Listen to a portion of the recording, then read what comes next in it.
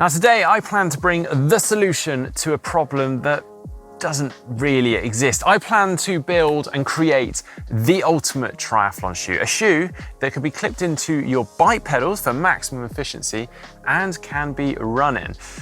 Yeah, sounds completely ridiculous, doesn't it? But I bet you're still intrigued. So it's time to get the tools out and get creating, or get cleating.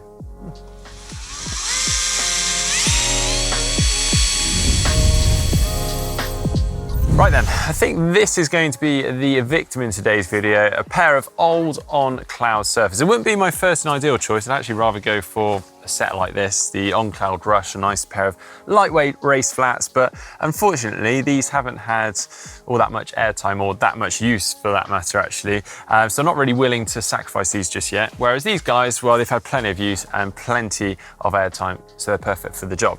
Now, believe it or not, this has actually been an idea that I've had for quite some time because, well, in short distance triathlons, every second counts and changing between two pairs of shoes wastes some very valuable time. Now, I have known some athletes to use something called pyro pedals in which you can simply sort of strap your running shoes into a pedal on the bike and it's got a platform coming underneath the shoe that increases the stiffness and the power transfer through the pedal. And then when you come into T2, you quickly unstrap and you can just run away, saving a little bit of time. Ideal for duathlons. But what if you could actually just clip your running shoe into the pedal and off you go? Sounds pretty cool, I think. Or maybe it sounds mad. But I actually think it's got some legs because, well, with the rise of the carbon plate, that will just further increase the stiffness of the shoe and therefore on the bike. But then also with the rise of the super short ITU mixed team relays, I might have some federations knocking on my door for the drawings of this, plus it's just a good crack. So we'll just have to see anyway. Now my thoughts on this, well, obviously the standard SPDSL cleat or the look cleat that many of you probably use, I'd love to use that, but unfortunately it's just a little bit too big for the job here. See, the problem is when the shoe, the running shoe, flexes in that toe-off phase, I'm pretty sure that rather large cleat is going to jut out and get in the way and start jamming into the ground. Also, you've got the issue of, well, that is a large cleat, and to make room for that, I'm gonna have to cut out most of the forefoot cushioning, which kind of defeats the object. So the obvious choice here is to use something like this, the good old-fashioned SPD cleat that many of us probably use on our mountain bikes and whatnot. Nice and small, but probably gonna have to really whack the tension up on the pedals to make sure that's a nice, strong, secure fixing with that. But weirdly, I'm not actually the first to do this because Shimano themselves actually have a sandal with a cleat in the bottom of it. I mean, perhaps that is the ultimate triathlon shoe. You can even wear the thing in the swim as well. And then you've also got some die-hard Birkenstock fans that have converted their Birkenstock sandals into cycling shoes as well with cleats on the bottom. Now, I'm a big fan of my Birkenstocks and I feel like I've been missing out on this one for a while. Anyway, I have got my running shoe ready. I've also got my pedals, cleats, bolts, various tools. Let's hope this works.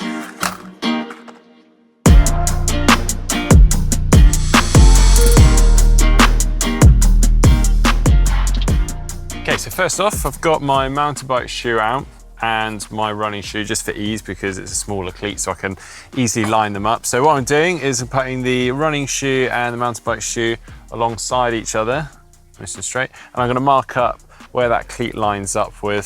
So let's do that quickly.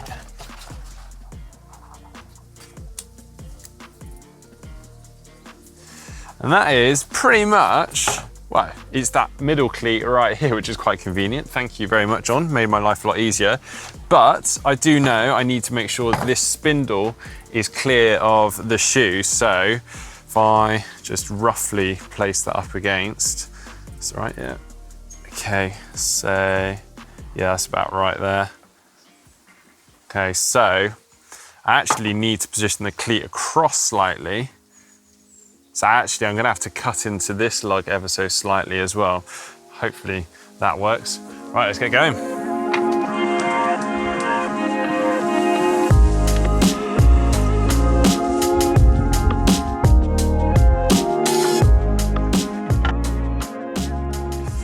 So there we go, I have successfully destroyed an On shoe. I'm very sorry, On. Hopefully taking 1.5 lugs away from the shoe doesn't affect the performance too much.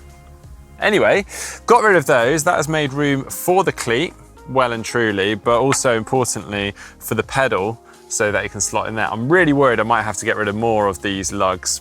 Fingers crossed I don't. The plan now going forwards is obviously fixing this cleat onto the sole of the shoe. Now, obviously we don't have a carbon plate in this shoe, that would be ideal, but we do have a speed board in the On shoes, and that is a rigid bit of plastic that goes through this midsole. You can basically see it here, and that gives that rigidity and that kind of spring, I guess, in the shoe. So I'm hoping that's going to be enough for me to fix the cleat onto. And what I'm going to do for that, I'm going to use the standard bolts that come with the cleats. Unfortunately, we don't have a thread in the bottom of these shoes like you get on your normal cycling shoes. So I'm going to go all the way through. I'm also going to take the laces out, drill out a hole down into the midsole here, and that will allow me then to fix a standard sort of nut onto the thread of the screw. Again, that's the plan anyway.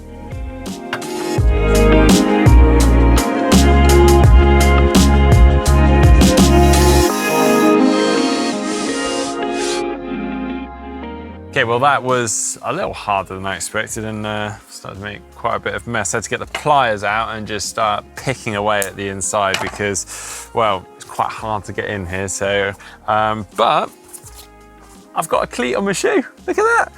I must admit, I've kind of bodged it. I've had to get rid of this little shim that you'd ordinarily put on the inside of the cleat there. So kind of success so far. Just need to get that fully fixed on. Bit worried about this lug sort of in the way, so I may need to make a bit more of a gap, trying to avoid doing that, but we're getting there.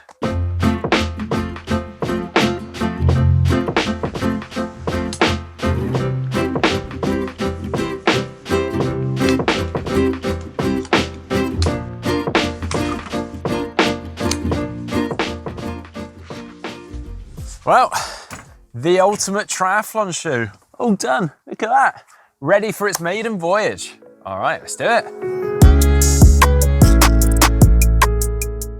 Okay, a little cycle, a very quick transition, hopefully with these bad boys, and then a little run off just to test it out. Wish me luck. Here we go.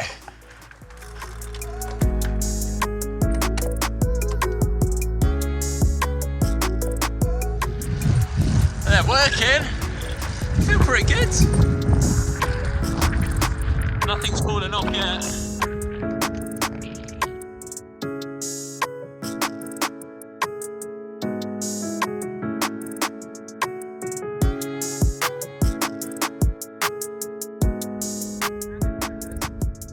I've made myself some tap dancing shoes as well.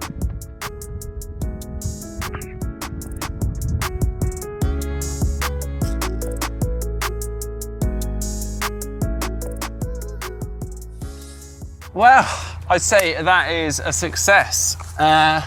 It's still intact, it's on the shoe, on both of them actually, and it worked. I mean, cycled absolutely fine, able to put down the power, lay it down. Only thing I would say is there was a little bit more play in these cleats when you compare it to kind of your standard SPD SL cleat or your Look Keo cleat, and just a little bit more flex in the shoe. So maybe that power transfer isn't quite the optimum you'd be after. So probably could do with that like carbon plate in the shoe or something a little bit stiffer. But yeah, and then I had a super quick transition. I'd take on the likes of Vincent Louis or Alistair Brownlee there. And then, yeah, the running was fine. Only thing I would say is just a little bit of clipping clopping down the road with this cleat's obviously a bit exposed, so hitting the ground a bit like a tap dancer. But ultimately, that's a success. I have heard, I'm probably not the first to have tried this. In fact, quite a few people at the French Grand Prix duathlons have done this, and I think the New Zealand team or the Aussie team, I can't remember which, at the mixed team relays a couple of years ago tried something similar. But maybe I have a business in this, so yeah. You know where to find me if you fancy a pair of these ultimate triathlon shoes. Anyway, if you've enjoyed today's video, make sure you give it a like. If you'd like to see more from GTN and follow the channel, you can find us on our social media channels on Instagram, Twitter and Facebook. And don't forget to give us a subscribe on YouTube.